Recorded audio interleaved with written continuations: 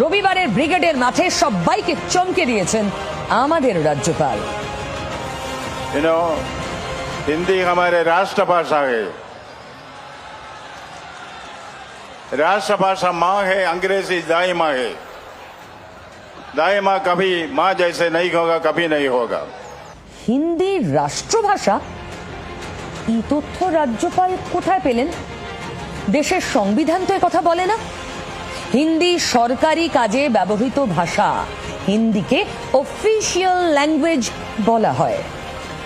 আমাদের অনেকেরও ভ্রান্ত ধারণা থাকলে শুধরে নিন আজই, এখনই। হিন্দি আমাদের রাষ্ট্রীয় ভাষা নয়। হিন্দি আমাদের অফিসের কাজের ভাষা, সরকারি কাজে ব্যবহৃত ভাষা, এর বেশি কিছু নয়। রাজ্যপালের এই কথায় বিতর্ক হবে না। হিন্দি ভারতবর্ষের রাষ্ট্রভাষা, এটা কখনো বলা যাবে না। ফলে রাজ্যপাল বাংলার রাজ্যপাল হয়ে এত বড়, এবং তিনি প্রাক্তন আইএএস, তার কাছ থেকে এত বড় ভুল প্রত্যাশিত নয়। বাংলায় আসার পর হাতে খড়ি দিয়েছেন, অ আ ক খ শেখার কথা বলেছিলেন এই আনন্দ বোস। নির্বাচনী রাজনীতিতেও ভোট এলে কত নেতা কতভাবে বাঙালি হওয়ার চেষ্টা করেন বলুন তো, কিন্তু এভাবে বাঙালি হওয়া